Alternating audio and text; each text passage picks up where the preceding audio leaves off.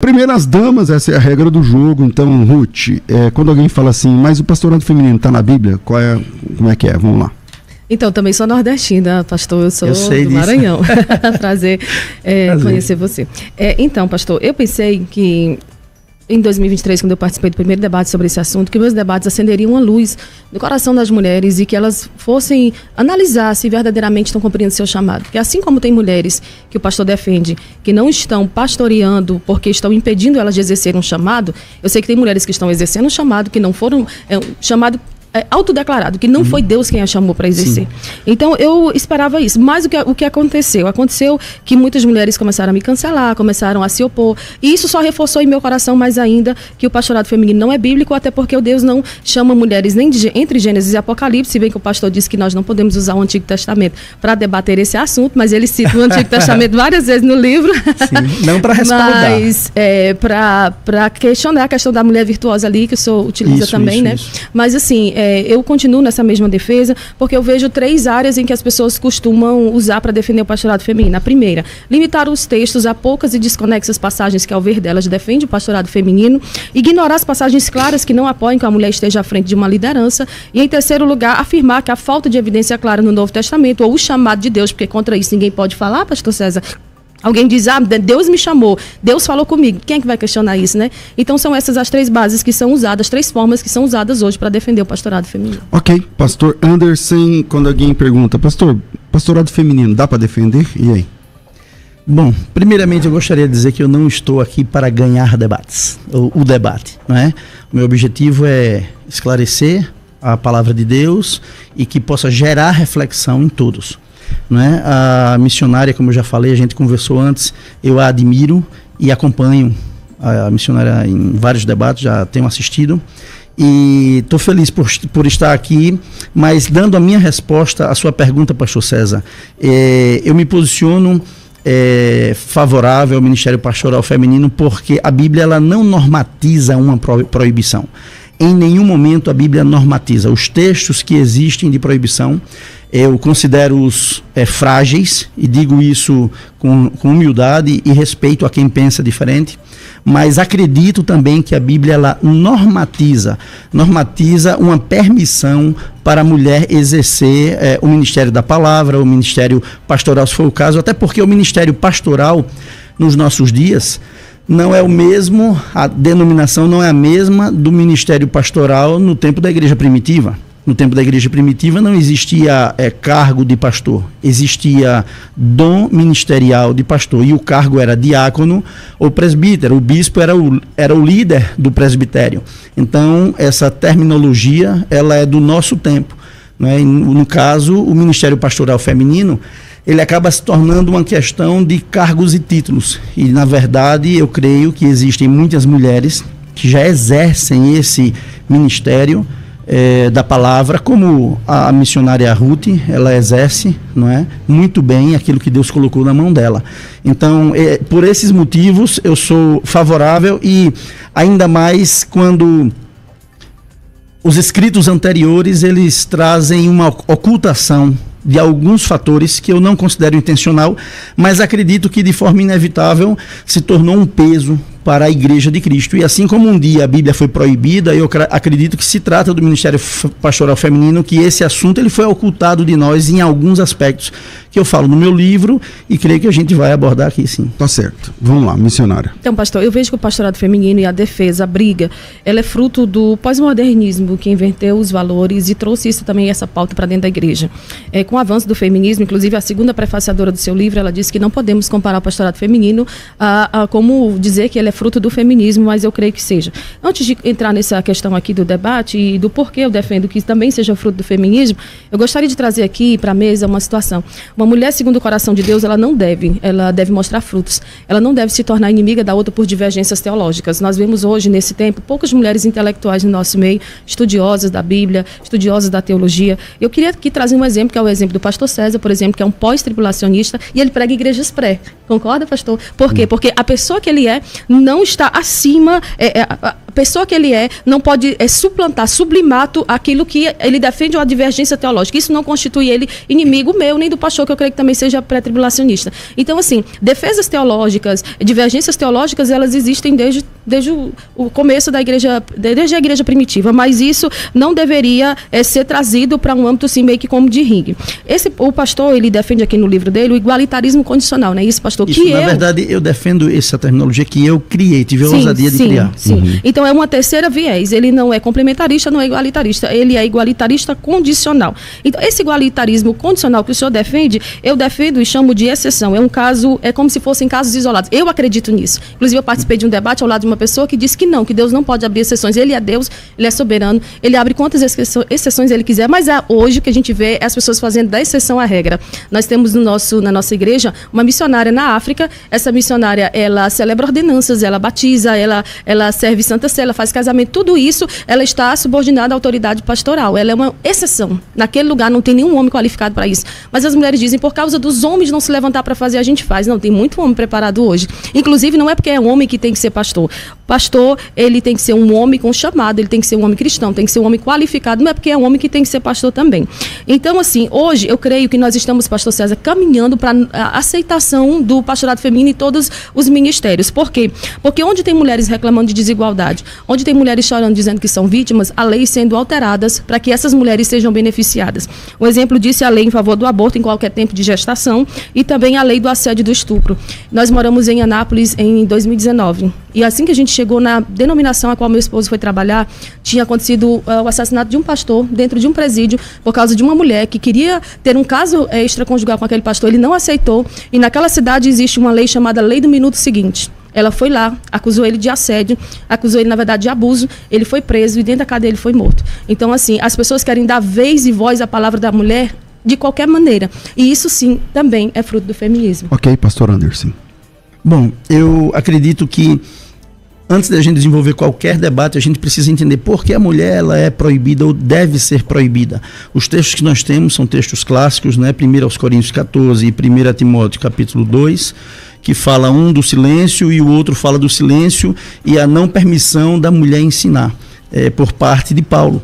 E a grande questão é que em 1 Coríntios capítulo 14, a gente pode detectar que a mulher, ela não era o único objeto da fala de Paulo. Existiam 3 pedidos de silêncio naquela situação, uma situação que estava tendo conflitos. Então ele fala dos que profetizavam, fala dos que estavam falando em línguas e fala da mulher. E depois diz, porque Deus não é Deus de confusão. E na sequência, ele remete o problema da mulher a uma questão conjugal. Paulo não está construindo uma doutrina sobre a mulher na igreja. Por que Paulo não está construindo? Porque se fosse construir uma doutrina sobre a mulher, ele teria que incluir as solteiras e as viúvas. Então Paulo está falando de mulheres casadas. Eu poderia dar esse assunto do 1 Coríntios 14 por encerrado, mas ainda tem uma aparente contradição, que alguns capítulos antes Paulo fala que a mulher, ele reconhece que a mulher em algum momento ela participa da ordem do culto, orando ou profetizando. E esse profetizar não necessariamente é dom espiritual, porque a palavra no original profetizar diz respeito a falar. Então, nós podemos compreender que o que Paulo está falando em 1 Coríntios 11 diz respeito a uma situação daquele momento, né, circunstancial. E quando ele vai para 1 Timóteo capítulo 2, nós temos algumas outras situações que nos faz entender que aquela proibição era também algo situacional e relacionado ao matrimônio. Então, antes de falar sobre o matrimônio, eu falo que tem uma aparente contradição por quem defende o ministério, que o ministério pastoral feminino não é bíblico, de que existem outras proibições nesse texto, e essas proibições, elas hoje não existem mais. Só a mulher que não pode ensinar, Então o texto fala que a mulher, ela, entre outras proibições, ela não poderia, ela deveria se enfeitar com modéstia, bom senso, tudo bem, mas ela diz, com tranças no cabelo, ouro, pérolas ou roupas caras. Ou seja, ele está falando de algo cultural, específico daquele tempo que não vivemos assim nos dias de hoje. Também em relação à proibição da mulher ensinar ou ficar em silêncio, ele está falando que ela deve exercer juntamente, não pode exercer autoridade sobre seu marido, e nos remete mais uma vez para uma questão conjugal. Paulo não estava falando da mulher de uma maneira geral, ele estava falando também de uma situação, tanto é que ele leva o assunto para o matrimônio no Éden, o princípio de autoridade no Éden. Então o que acontece? Nesse momento, Paulo fala, a mulher não ensine nem exerça. Eu acho que é uma questão definida, resolvida entre a gente, de que Paulo está dando as duas determinações para a mesma situação, em relação ao seu marido. Então existia esse conflito. Mas diante disso, quando Paulo diz que a mulher deveria aprender em silêncio nesse texto, eu consigo enxergar claramente que Paulo estava quebrando um paradigma em público que Jesus primeiramente quebrou em privado. Porque Jesus quebrou o paradigma de que a mulher não poderia aprender aos pés do mestre, quando permitiu que Maria aprendesse aos pés dele, numa localização dentro da casa que era permitida somente aos homens quando tinha pessoas de fora. Então ainda hoje no Oriente Médio é assim, eu discorro isso no meu livro, e existia um ambiente das mulheres na parte interior e na parte da frente o ambiente dado aos homens, e Jesus permitiu que Maria ficasse ali. Quando Marta chega para questionar Jesus, Marta não estava questionando Jesus porque tinha muita coisa para fazer na casa, a louça para lavar ou para alguma coisa para varrer. Ela estava questionando quando ela diz assim, tu não te incomodas, mestre? Marta estava questionando a Jesus a respeito de algo comum naquela cultura, de que a mulher não poderia se assentar aos pés do seu mestre, né, como um discípulo homem. Então, Jesus não quebrou esse paradigma em público. Okay. Eu poderia dizer, para eu concluir já, não. Porque senão fica muito longo. Tudo bem, então deixa eu concluir essa questão daqui do 1 Timóteo capítulo 2 e o 1 Coríntios capítulo 14, de que essas proibições elas são frágeis, e eu acho que isso aí é algo indiscutível, que não existe uma proibição clara sobre o ministério pastoral feminino. Ok, e a ideia da Marta e Maria é interessante. Vamos lá. Volto com a senhora missionária. Então, pastor, essa questão, com todo respeito, essa questão de modéstia não é algo cultural. Jesus, ele quebrou inúmeros paradigmas, mas não levantou nenhuma mulher para o ministério. Eu gostaria agora de usar o seu livro para a gente poder discorrer um pouco sobre aquilo que o senhor escreveu. Nas páginas 22 e 23, o senhor afirmou que nós não devemos usar o Antigo Testamento para fundamentar a discussão, mas mais à frente o senhor usa o caso da mulher virtuosa, inclusive dizendo que essa mulher é como se fosse uma cabeça do lar. Sendo que há três passagens ali que falam sobre o esposo dela. Mas eu não falo que ela é uma cabeça do lar, eu não falo. Deixa ela concluir. Então, se nós olharmos para essa questão, não incluir o Antigo Testamento em qualquer discussão doutrinária, um reducionismo teológico muito grande. Na página 25, o senhor disse que escreveu esse livro para esclarecer pontos doutrinários que mais oprimiu pessoas na história da igreja, impedindo-as de se relacionarem de forma livre e correta com Deus. Eu lhe pergunto, para se relacionar com Deus de forma correta, é necessário pastorear? Não. Nós se relacionamos com Deus de forma correta. O pastorado ou qualquer trabalho que eu exerço para o Senhor, ministerial, é um fruto de um relacionamento que eu já tenho com Deus antes, né? É um fruto de algo que eu já venho construindo com Deus. Então, assim, aparentemente, eu fiz algumas pontuações, eu vejo que qualquer texto que procure, que o Senhor, que lhe favoreça de uma certa maneira, o Senhor busca recorrer, mas eu gostaria de lhe pedir que o Senhor apontasse pelo menos 3 textos que respaldam aquilo que o Senhor defende. 3 textos em que nós vemos mulheres à frente de um trabalho e que não seja usado de maneira assim, não, essa pessoa aqui, ela era uma apóstola. Não, ser notável entre os apóstolos não é o mesmo que ser um apóstolo. Quando nós olhamos para a questão de episcopisas, de bispas, de diaconisas e tudo, nós vemos que essas mulheres, elas não estão em um cargo, em uma posição pastoral. Inclusive o senhor me citou aqui como uma pessoa que prega, uma pessoa que... Mas assim, o pregar vamos supor que 30% de uma atitude, uma atividade pastoral. O pastor faz inúmeras outras coisas. Então assim, me comparar ou me trazer como exemplo para isso, eu não vejo motivação, não acho que seja legal. Mas voltando aqui sobre a questão do Antigo Testamento, toda árvore doutrinária que frutificou for no Antigo Testamento, no Novo Testamento, suas raízes estão no Antigo. O próprio ministério pastoral, se nós olharmos, ele está presente em todo o Antigo Testamento, no modelo sacerdotal. E aí nós temos o Eurico Berges, ele tem na sua teologia sistemática, em eclesiologia, ele mostra o comparativo entre os sacerdotes do Antigo e os pastores do Novo. Então, como o senhor mais à frente defende, Bíblia explica a Bíblia. Eu acho que seria interessante nós começarmos, de uma certa maneira, esse diálogo, trazendo para a ordem da criação, trazendo para a forma como Deus criou a mulher e o propósito para o qual o Senhor criou. Eu sou a favor do ministério feminino, mas não da ordenação feminina. Não vejo e continuo não vendo respaldo. Inclusive, muitos pastores falam para mim, eu também não sou a favor, mas eu não posso dizer porque isso fecha portas para mim, porque, mais uma vez, a gente vê que em algumas igrejas é a mulher que está mandando. A mulher diz não leva. Eu participei de um debate em que o mediador, quando eu começava a falar, ele virava o olho. E a mulher dele estava nos comentários me atacando o tempo inteiro durante o debate. Eu mal tive a oportunidade de falar. Então, a gente precisa considerar. Há lugares onde os pastores dizem, eu queria levar você aqui, mas infelizmente a minha mulher não deixa.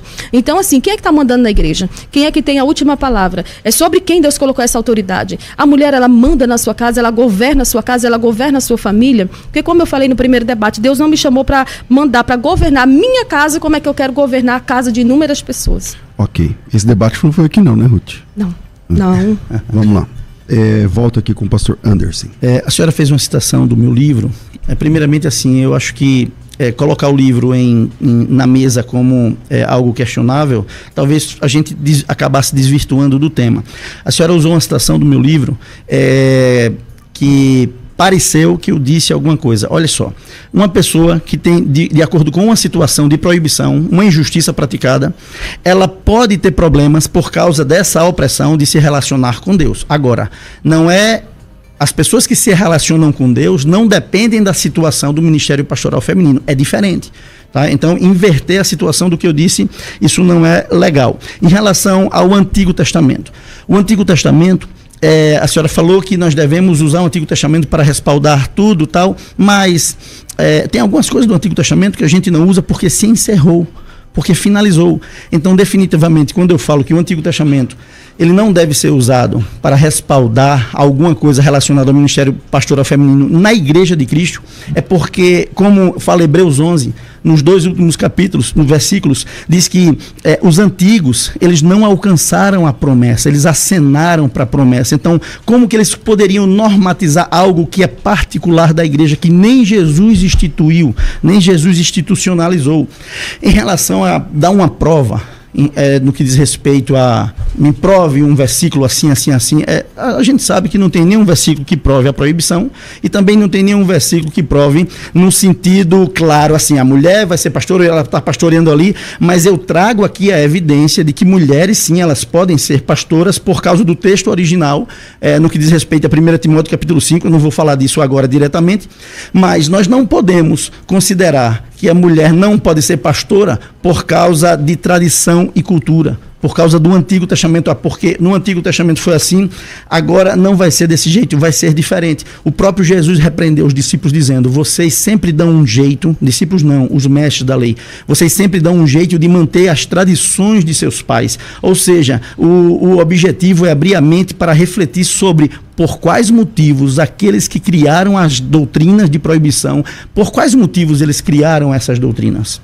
Ok, volta aqui com a missionária. Então, pastor, mais uma vez eu vou fazer um complementarismo aqui. Se a forma como eu me relaciono com Deus é comprometida pelo que as pessoas fazem comigo e impede eu de continuar me relacionando com Deus, primeiro, eu provo que eu não tenho chamado para pastorear, para pregar ou para qualquer outra coisa, e o erro não está nas pessoas, o erro está em mim. Eu tenho 37 anos, sou cristã de berço, e eu passei por todas as humilhações possíveis dentro da igreja que o senhor possa imaginar. Humilhações essas que, na sua maioria, vieram de esposos de pastores, e não é por causa disso que eu me posiciono contra, porque realmente não há base bíblica alguma para isso. Mas eu falei para o senhor na conversa que nós tivemos, que eu estava lendo o seu livro em Minas Gerais, eu estava em viagem, levei o seu livro para ler, e eu preciso usar e entender as suas falas com relação ao seu livro. Por exemplo, na página 34, o senhor diz que a paradigma de tradição, transmitido de geração em geração, como se fosse apenas um repasse de culturas de outras pessoas que vieram antes de nós. Sim. Então, aparenta que para o senhor a história da igreja não tem valor, porque ela foi desvirtuada, deturpada pelos homens e que não favorecem as mulheres. Então, nesse caso, como que fica o texto de João 16:13, que o Espírito guiaria a igreja na verdade?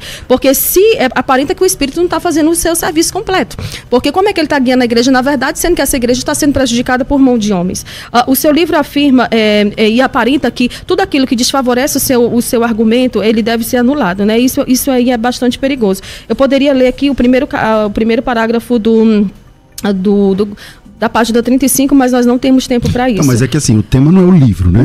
Mas o livro dele trabalha a questão do pastorado feminino. Então, como eu li o livro, eu preciso entender. Eu gostaria de entender que ele explicasse para as pessoas que estão em casa. Tudo bem. Não, eu creio que o senhor é capaz de expressar em palavras aquilo que o senhor colocou aqui no livro. Então, eu gostaria de entender, com base nesse texto que o senhor falou aqui na página 34. Nós podemos, então, chamar Deus de machista, porque ele não levantou nenhuma sacerdotisa, nenhuma rainha com autoridade absoluta, sendo que a única rainha que foi levantada foi a Thalia, e ela foi uma usurpadora, filha de Jezabel. O que a gente vai fazer aqui? A gente vai tratar Deus como machista ou como soberano? Nós vamos tratar Paulo como machista ou como alguém que estava reproduzindo aquilo que ele havia recebido do Senhor? Eu vim aqui de coração aberto trazendo o seu livro, eu li ele todo, pontuei ele todo, e eu gostaria de entender a sua defesa com base naquilo que o senhor escreveu. Eu vou encerrar esse bloco, comecei com a missionária Ruth e vou terminar esse bloco com o pastor Anderson. Como a hora vou, meu Deus. Vamos lá, pastor Anderson. Tá. Vamos lá. Em relação à cultura, nós precisamos ter muito cuidado. Muito cuidado porque nós não usamos as roupas que se usavam no tempo de Jesus, por exemplo. Nós não praticamos os mesmos costumes culturais por causa do ambiente, do país que a gente está e por outros motivos. Mas nós preservamos ensinamentos, preservamos conceitos. Então o que acontece? Jesus, alguém me indagou assim, então Jesus ele não pôde exercer o seu ministério de forma completa por causa da cultura? Sim, eu afirmo categoricamente, porque Jesus, como eu falei, Jesus não quebrou alguns paradigmas, porque se ele quebrasse, ele iria vamos dizer assim, atrapalhar o seu ministério. Ele mesmo dizia, não diga quem curou, não diga quem fez isso. Por quê? Porque existiam padrões culturais e nós podemos ver a evidência desses padrões ou paradigmas culturais de mente, não é? Padrões de tradição e cultura, no exemplo de Pedro, na situação do lava-pés. Pedro não queria deixar Jesus, um mestre, lavar os seus pés, que era o papel de uma pessoa serviçal. E Jesus diz, Pedro, é como se Jesus estivesse dizendo, eu compreendo a sua dificuldade, o seu limite, mas confia em mim, você vai entender depois. Na sequência, Pedro mais uma vez resiste para que Jesus não lave os seus pés. E aí Jesus diz assim, eu vou parafrasear, é como se Jesus dissesse, tudo bem, você não quer que eu lave os seus pés, eu não vou lavar, não vou lhe obrigar, mas você não terá parte no meu ministério. O que é que eu digo? Eu digo que se a gente fica preso em tradições, sem buscar compreender a palavra de Deus de forma completa, no que diz respeito ao que realmente o Senhor está nos ensinando, nos livrando das tradições, a gente vai perder a oportunidade de ter acessos diante de Deus. E quando eu digo que coisas que foram ocultadas, quando eu falei no início, eu falo de 1 Timóteo capítulo 5, porque no capítulo 5 de 1 Timóteo, versículo 2, existe a palavra presbítera. Essa palavra ela aparece 66 vezes no Novo Testamento, de várias formas, singular, plural, masculino, feminino, no feminino só uma vez, que é essa vez, e ela em nenhuma das outras vezes aparece como citação de uma pessoa mais velha, simplesmente. Ela fala para pessoas de autoridade, tanto no contexto judaico, como no contexto da igreja. E o que acontece é que muitos usam o texto de Timóteo, capítulo 2, para dizer que é um eco, um do texto do outro, mas não é, porque o contexto é diferente. A palavra é diferente. Quando fala de idosas em Tito capítulo 2, é de idosas, é presbúteres, não é presbútera. Paulo ele faz uma referência a ele mesmo como idoso, usando essa palavra em Filemão. Zacarias usa, quando diz ao anjo que é idoso, usa a mesma palavra, e existia uma palavra para idoso, e a palavra presbútero em nenhuma vez ela é utilizada para uma pessoa mais velha.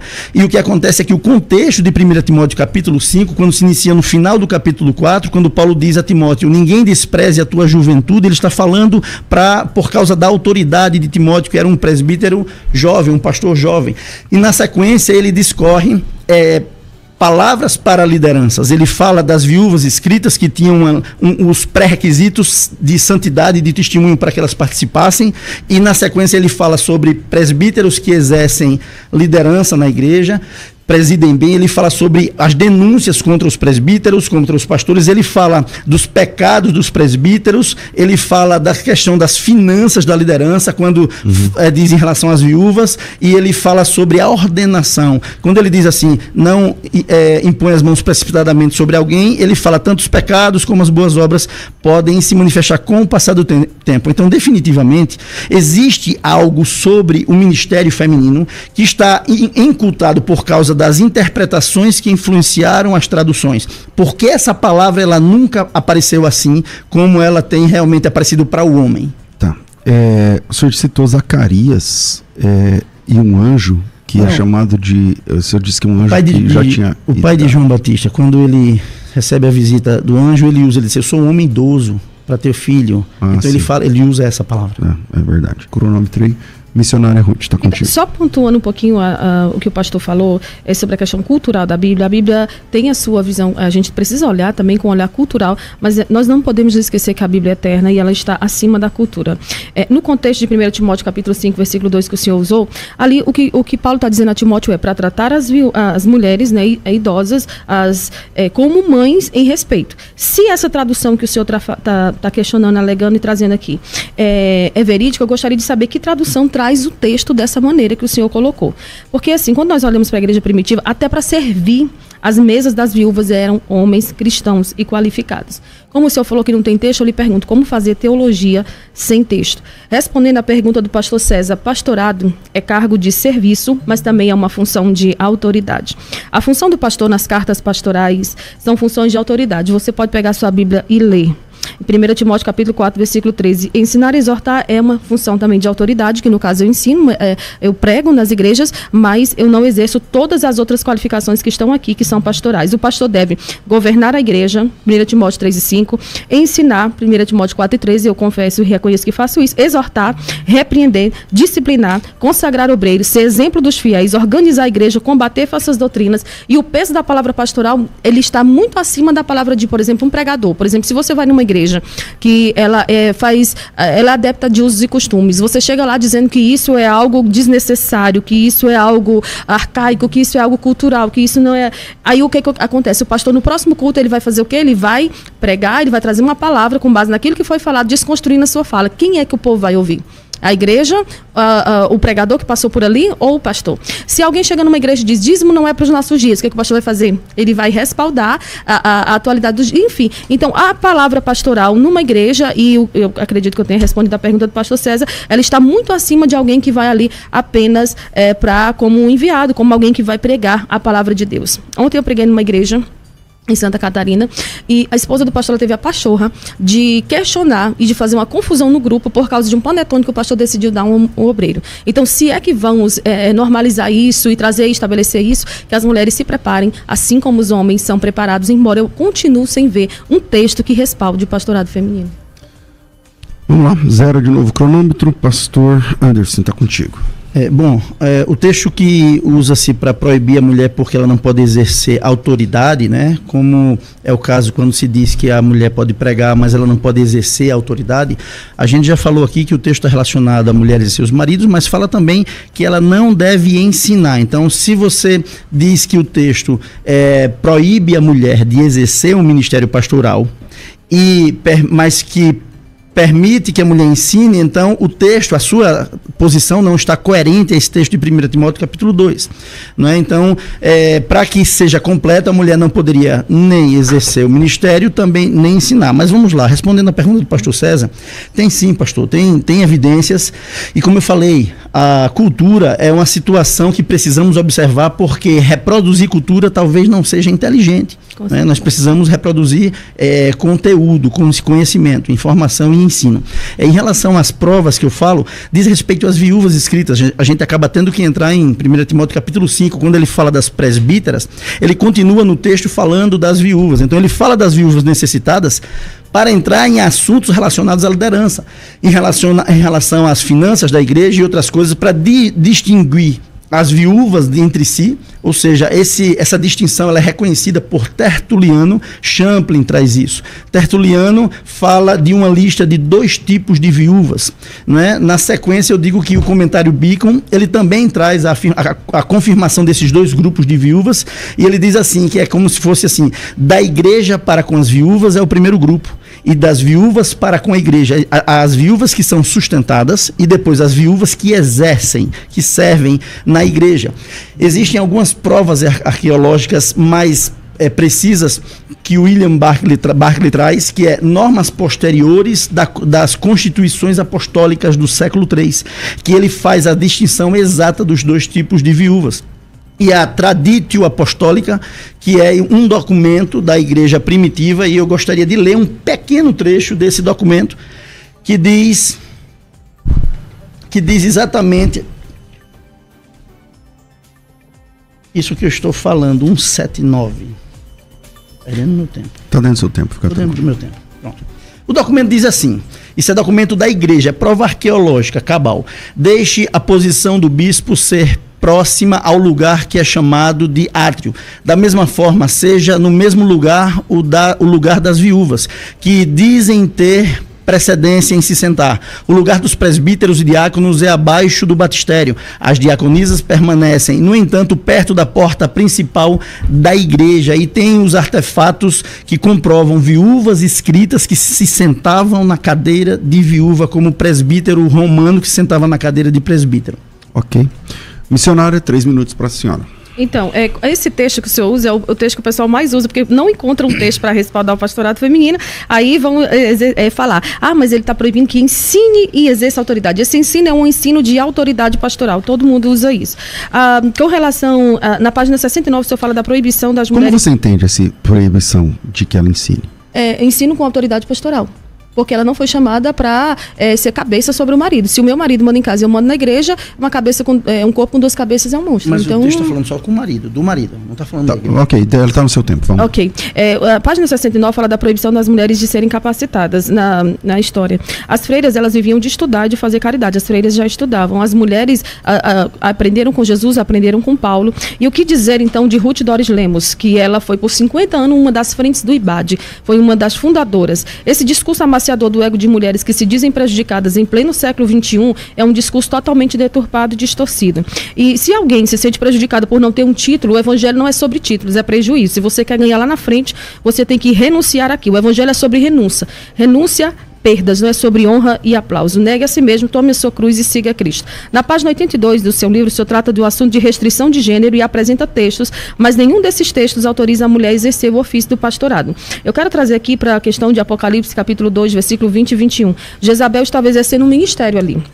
Ela estava querendo aparecer mais do que o pastor, ela ensinava, e esse ensino dela era autoritativo. O que é que Deus faz? Repreende quem? Aquele sobre o qual está a autoridade. Deus não vai repreender ela, Deus não vai falar diretamente com ela, vai falar com o pastor, o homem que estava errando por tolerá-la. Ele tolerava as heresias, tolerava a prostituição, e a influência desta mulher é enorme sobre a igreja, que esse homem pastoreava. Homens omissos, eles deixam as mulheres tomarem a cabeça num lugar e fazer grandes prejuízos, trazer grandes prejuízos e grandes destruições para essa igreja. Então eu gostaria de mais uma vez convidar as irmãs que servem a Deus, que sirvam ao Senhor com excelência, sirvam ao Senhor com seus dons e talentos, sirvam ao Senhor sem brigar por títulos. Todas as mulheres que nós olhamos na história da igreja, nós vemos Catherine Kuma, era uma mulher muito usada por Deus em cura, em milagres. Nós vemos a própria Aimee, que é a fundadora do Evangelho Quadrangular, ela em momento algum usurpou para si uma posição pastoral. Nós vemos a fundadora da Igreja Adventista do Sétimo Dia, ela mesma respalda, não existem mulheres pastoras. Nós vemos a mulher,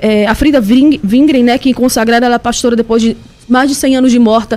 Essa mulher, ela estava inclusive no dia da reunião que foram fazer contra ela para que ela parasse de fazer os ofícios, né, exercer os ofícios que ela exercia. Ela estava em silêncio, ela não brigou, ela não questionou, ela não murmurou, ela ficou exercendo o seu chamado, cumprindo o seu chamado, e eu tenho certeza que elas já receberam o seu galardão, já estão diante de Deus, já receberam a coroa da vida, que é o que o Senhor promete. O galardão é esse, não é o título, não é o aplauso, nem o reconhecimento. Volta aqui, pastor Anderson. no que diz respeito à proibição da mulher, no caso, a mulher que não tem capacidade, capacitação, que era o que acontecia no tempo da igreja primitiva, isso é comprovado até pela injustiça que foi gerada no Antigo Testamento. Quando a mulher não era permitida, não tinha autoridade de aprender na sinagoga, ler a sinagoga, ler a lei, não é, a Torá, isso aí era a herança de um ensino equivocado, que o próprio Deus ensinou que a mulher, depois que deu a lei a Moisés, disse, ensina essa lei a homens, mulheres, crianças e até estrangeiros que estão no meio de vocês. Mas o ensino foi desvirtuado pelos líderes judeus e o Senhor repreendeu eles em Malaquias capítulo 2, dizendo, vocês fazem o povo pecar. E também saiu em defesa da mulher por causa das injustiças causadas. Então o Antigo Testamento, não a palavra de Deus propriamente, mas relata que os antigos líderes da religião judaica provocaram injustiças e essas injustiças se perpetuaram, porque a mulher ela não podia ler sequer a lei. Então a mulher não tinha conhecimento, não tinha capacidade e ela não tinha como ensinar de fato. A nossa referência nunca vai ser os de fora. Não é porque alguém de um meio pagão faz alguma coisa que a gente vai deixar de fazer. Não é porque alguém faz algo errado que a gente vai deixar de fazer o que é certo. No caso de Jezabel, a Bíblia não fala que não se refere a exercício, se refere ao pecado. Então, talvez não seja coerente usar esse texto para se referir a ministério pastoral feminino. E, na verdade, isso nos confirma que a mulher exercia função de liderança. O que o Senhor diz é, pare de ensinar o que você está ensinando. Então, a gente confirma o ministério pastoral feminino, sim, com o texto da palavra de Deus, por causa do que acontecia com as viúvas escritas, pastor César. As viúvas escritas, elas tinham uma função ministerial. Existia uma lista de capacitação, ou seja, de pré-requisitos, para que elas exercessem. O exercício não é um exercício aleatório, precisa ser condicionado a uma capacidade. E as viúvas, elas tinham a função de aconselhar atribulados. Paulo fala isso em 2 Coríntios capítulo 2, quando ele diz que recebe consolação do Senhor para consolar os atribulados. Lavar os pés aos santos, como os diáconos que serviam as mesas, o serviço na casa do Senhor. E mais especificamente, quando fala sobre as boas obras. Esse texto das boas obras é forte para mim, porque quando fala sobre a igreja, sobre a função da palavra de Deus, ela é apta para toda boa obra, ensinar, corrigir, redarguir, instruir na palavra. Então é isso, é respaldado sim, 1 Timóteo capítulo 5 respalda o ministério pastoral feminino. Ok, volta aqui com a missionária Ruth. Só lembrando que essa questão do aconselhamento é um pastoreio mútuo que todos nós podemos fazer. As mulheres podem aconselhar, as mulheres podem ensinar, as mulheres podem cuidar de várias, atuar em várias áreas na igreja, e justamente o fruto proibido é o que elas querem ir atrás. Eu não estou aqui me referindo a mulheres de pastor, que são chamadas de pastoras, se bem que a mulher do médico não é chamada de médica, nem a do juiz de juíza, mas se você acha que honrar a esposa do seu pastor é chamar ela de pastora, pode chamar, fique à vontade.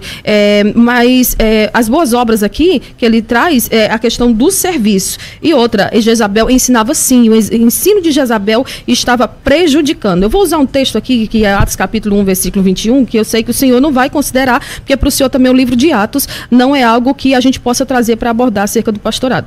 Aqui está dizendo, é necessário, pois, que dos varões que conviveram conosco todo o tempo em que o Senhor Jesus entrou e saiu dentre vós, começando desde o batismo de João até o dia em que dentre vós foi recebido, um deles se faça conosco testemunha da sua ressurreição.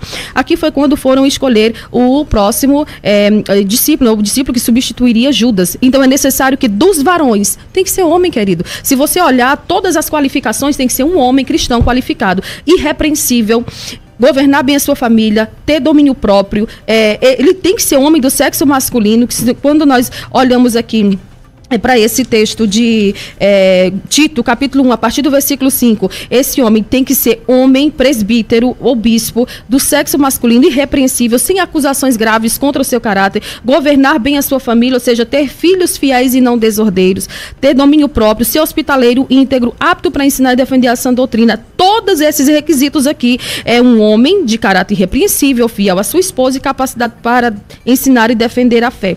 Então, quando nós olhamos para esse texto aqui também, nós vemos que é um varão que tinha um perfil, não era qualquer pessoa, até porque, eu repito, porque o pessoal de casa fica usando isso, mas não é porque ser homem que é homem que pode ser pastor. Então, nós precisamos tomar bastante cuidado antes de dizer que o texto está dizendo aquilo que não está. Eu tenho aqui a tradução toda dele no grego, eu quero mandar um abraço pro professor Átila, ele é meu professor de grego, e, assim, eu queria também argumentar uma última coisa acerca do seu livro. Na página 143, pastor, o senhor dá à mulher o direito de voluntariamente, olha como isso é grave, de voluntariamente seguir os ensinamentos do seu esposo. Então o senhor cai aqui em vários erros. Primeiro, o senhor afirma que o papel do esposo tem que ser bíblico, ele tem que amar a mulher como Cristo amou a igreja. Em detrimento disso, a mulher não deve respeitar o marido, assim como a igreja está subordinada à Cristo. O que ele tem que fazer? A mulher, biblicamente, né, o senhor diz aqui no seu livro que a mulher tem direito de decidir se atende ou não o esposo, criando assim no coração dessas feministas cristãs que estão aí o tempo todo brigando sem base bíblica nenhuma, querendo usurpar posições que não lhe cabem, que elas podem se empoderar se contra o marido. Agora eu lhe pergunto, usando o exemplo de Cristo e da igreja, o senhor concorda então que a igreja deve decidir se obedece ou não a Cristo? Volto aqui com o pastor. Bom, primeiramente, não é nesse aspecto que eu falo, a questão é o direito de cada um de fazer o que é certo ou o que é errado. Se alguém quer pecar, se a minha esposa ela quiser pecar, eu não posso proibir, isso seria autoritarismo.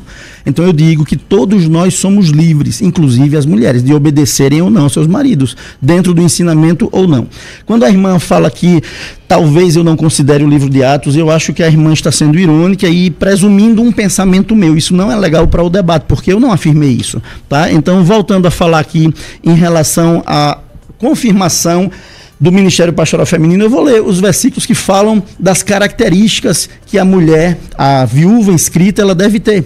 Diz assim: somente poderá ser incluída na lista de viúvas. O texto é claro quando fala de viúvas necessitadas e viúvas inscritas, viúvas capacitadas. Então, não é como a irmã falou, que não tem que ter nenhum pré-requisito. Tem, aqui estão os pré-requisitos. Então, ele diz, aquela que tiver mais de 60 anos, ele confirma em relação à idade, que naquele tempo, a partir de 60 anos, a mulher, ela entrava na terceira idade, e ele diz que tiver sido esposa de um só marido, ela deveria ter acompanhado o seu marido por toda a vida, não era qualquer mulher que chegava. E que seja recomendada pelo testemunho de boas obras, se criou filhos, se exercitou hospitalidade, se lavou os pés dos santos, se socorreu os atribulados, se viveu na prática zelosa de todo tipo de boa obra. Então, Paulo, ele está sendo claro, não é qualquer mulher, a mulher precisa, eu nunca disse isso no meu livro, que a mulher não deve se submeter ao marido, ela deve sim, mas ela precisa seguir os critérios bíblicos para cumprir o seu papel no lar. Eu não apoio uma mulher presidente ou líder maior de uma congregação, no livro eu falo isso, eu não apoio que ela seja líder presidente tendo o seu marido debaixo da sua autoridade, porque iria de encontro ao princípio de autoridade no matrimônio do Éden, né? Um princípio do Éden. Então o que acontece? Não é uma liberação, tudo pode, não, existem critérios, inclusive se a mulher tiver feito tudo isso e ela quiser voltar a se casar, Paulo diz, ela se torna condenável, não no sentido da salvação, mas da palavra. É sério, porque uma mulher que está exercendo um ministério de autoridade, ela não poderia, eu ouvi hoje o rapaz que me trouxe aqui, ele disse que na igreja dele a pastora é presidente e o marido dela era o pastor presidente e ele faleceu, e ela assumiu porque ela já existiu o pastoreio debaixo do pastoreio do marido. Existem outros lugares que isso acontece.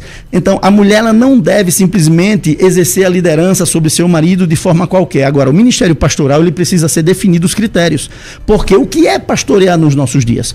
O que é pastorear? Alguém que prega, alguém que ensina é pastor, ou seja, o título muitas vezes é dado de graça, porque tem pastores que são das finanças da igreja, mas não exercem o ensino ou a liderança.